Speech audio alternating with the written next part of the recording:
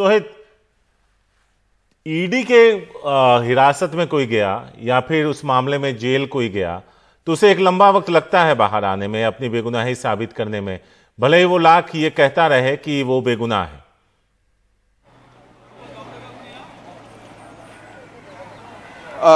देखिए शारिक, ये बिल्कुल सही बात है और हाल ही में आपको पता होगा कि जो एक आंकड़े भी सामने आए थे कि केवल 0.5% ही मामले ऐसे हैं जहां पर पूरा मामला आगे तक बढ़ा है, वरना ऐसे मामले नहीं होते हैं। ये इसके उदाहरण आप देखेंगे, नवाब मलिक भी हैं, अनिल देशमुख भी हैं, ये दोनों एमएलएज हैं। एक समय में जब महाविकास आघाड़ी की सरकार थी, अनिल देशमुख तो गृह मंत्री रह चुके हैं, नवाब मलिक कैबिनेट मंत्री थे, लेकिन ये भी ईडी के ही पहले आप देखेंगे हिरासत में आए, बाद में वो गिरफ्तार हुए।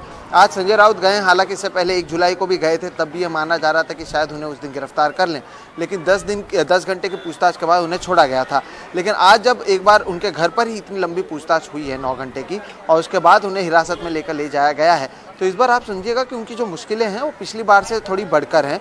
और अब अदालत में इस पर क्या कुछ होगा, क्योंकि अगर आगे बढ़ेगी भी ये पूरी बात तो इसमें अदालत भी बीच में आएगी, उसमें क्या कुछ कहा जाएगा, ईडी के अधिकारियों की ओर से क्या कुछ कहा जाएगा, ये सारी चीज़ें जो आगे होंगी इस पर नज़र बनी रहेगी। याद रखना होगा हमारे दर्शकों को कि भी अब तक उन्हें डिटेन किया गया है, हिरासत में लिया गया है, अरेस्ट नहीं किया गया है। तो ये एक चीज़ जो अंतर है वो हमारे दर्शकों को भी याद रखना चाहिए। बहरहाल अभी आप देखिए, यही वो जगह थी जहाँ पर सुबह से लगातार काफ़ी प्रदर्शन हो रहे थे, लेकिन अब मेरे पीछे आप देखेंगे कि पूरी तरह से सुनसान हो चुका है। सभी कार्यकर्ताओं को हटाया गया है, कई कार्यकर्ताओं को भी हिरासत में लिया गया है और संजय राउत यहीं से निकले हैं और वो अपने अंदाज में जिस तरह से हमेशा से वो एग्रेसिव रहे हैं, उसी एग्रेसिव नेचर को वो दिखाने की कोशिश करते हुए आगे बढ़े हैं। कल ही उनसे मुलाकात भी हुई थी शारिक, आपको मैं बता दूं, जब उद्धव ठाकरे ने प्रेस कॉन्फ्रेंस किया था, क्योंकि वो मातोश्री में उद्धव ठाकरे के पास में थे, तब वहाँ पर वो हमसे मिले भी थे, कई सारे पत्रकारों से उनकी मुलाकात हुई थी।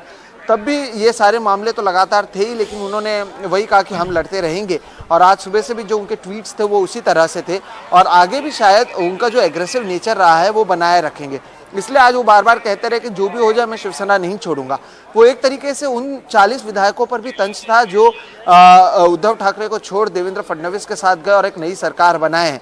तो ये संजय राउत लगातार कह रहे हैं कि जो ईडी का दबाव बनाया जा रहा है उसका इस तरह से असर होने नहीं देंगे। मैं आपको तारीख के साथ बताता हूँ, 15 जून की वो तारीख थी। 15 जून को महाराष्ट्र के शिवसेना भवन जो मुंबई में है, वहां पर संजय राउत ने एक प्रेस कॉन्फ्रेंस बुलाई अर्जेंट। हम सभी वहां पर पहुंचे, वहां पर संजय राउत ने यही कहा था कि मेरे पर काफी 15 फरवरी, माफ कीजिएगा, 15 फरवरी की वो तारीख थी जी।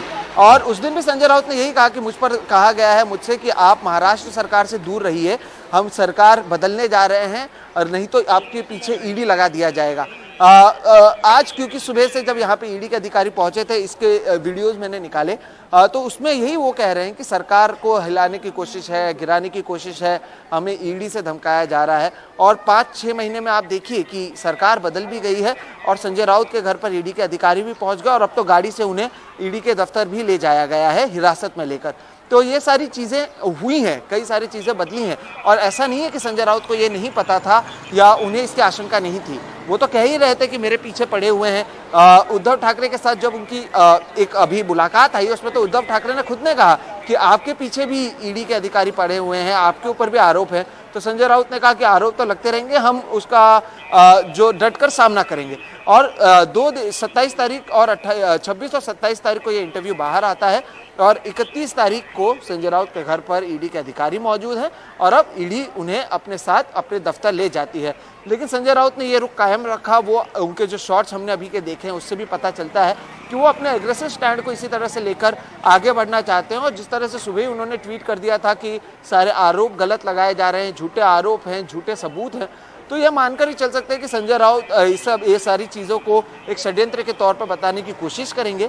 अब इससे आगे किस तरह से ईडी पर भी एक जिम्मेदारी होगी कि अगर आपको कार्रवाई करनी है तो आपको उसके सबूत और कई सारी चीज़ें पेश करने पड़ेंगे।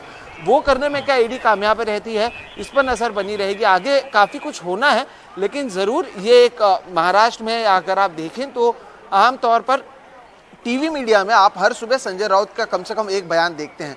वो इसलिए क्योंकि वो हर एक मुद्दे पर बोलते हैं। हम सामना संपादकीय जो देखते हैं, वहाँ के वो संपादक हैं सामना के, तो उनका एक एग्रेसिव स्टैंड रहा है। वो मीडिया से भी काफ़ी बातचीत करते रहे हैं कई मुद्दों पर, लेकिन आज संजय राउत जब मीडिया से भी सुबह 9 बजे बात करते हैं और 7 बजे के करीब ये अधिकारी पहुंच गए थे, इसलिए आज मीडिया से भी उनकी इतनी बातचीत नहीं हो पाई। अब वो अपने एग्रेसिव स्टैंड को आगे किस तरह से लेकर जाते हैं इस पर भी नज़र बनी रहेगी। लेकिन जो आपका प्रश्न था वो यही है, वो सही भी है कि इस तरह के मामले में देरी काफ़ी लगती है। लेकिन जो आंकड़े संसद से अभी आए थे उसमें आप देखें कि जो रेट है जो मामले सुलझाने का या सज़ा होने का, वो केवल 0.5% है और इसके चक्कर में कई लोग महीने या सालों तक वो जेल में भी रहते हैं या इस मामले की लड़ाई लगातार जारी रहती है। सोहित, अभी सुनील भी जिक्र कर रहे थे, ये तस्वीर भी हम देख रहे हैं, क्या ईडी वालों से गलती हो गई कि एक ऐसी कार लेकर आ गए जिसमें रूफटॉप था, क्या सन रूफ कहते हैं जिसे, कि ऊपर छत खुलती है, और उससे निकलकर वो अभिवादन करते और अपना भगवा झंडा गमछा लहराते हुए जा रहे हैं। ऐसे में लगता है कि अब उन अधिकारियों पर भी गिरेगी गाज। जी देखिए, संजय राउत उस तरह से इतने एग्रेसिव हैं, शायद उन्होंने पहले ही कहा होगा कि शायद मैं ऐसे जाऊं, ये उनकी निजी गाड़ी भी हो सकती है। उन्होंने कहा होगा आप अपनी गाड़ी को हमारे आगे पीछे रखिए, चाहिए तो आप अपने एक अधिकारी को हमारे साथ बिठाइए, मैं मेरी गाड़ी से आपके साथ आता हूं। और इसलिए वो अपनी गाड़ी में जिस तरह से हमने देखा सनरूफ पर अपने भाई के साथ मौजूद रहे, और ये उनकी गाड़ी थी, क्योंकि अगर ये ईडी अधिकारियों की गाड़ी होती तो उनके भाई को तो डिटेन नहीं किया गया है, वो वहाँ पर नहीं होते।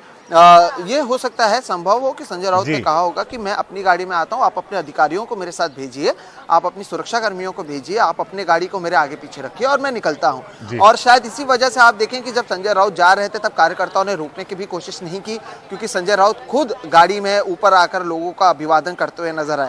तो लॉ एंड ऑर्डर को बनाए रखने के लिए कभी कभी अधिकारियों को भी इस तरह के निर्णय लेने पड़ते हैं कि उनके भी काम आसानी से हो जाए। तो इसे देखने के कई सारे नजरिए हो सकते हैं शारिक, और एक नजरिया यह है कि पहले कुछ लोगों को डिटेन किया गया यहाँ पर कार्यकर्ताओं को, लेकिन क्योंकि बड़े पैमाने पर कार्यकर्ता मौजूद थे तो ये एक तकनीक अपनाया जा सकता है जिसके जरिए वो अपने नेताओं को भी देख लें और नेता को लेकर ईडी के अधिकारी अपने दफ्तर की तरफ भी चले जाएं।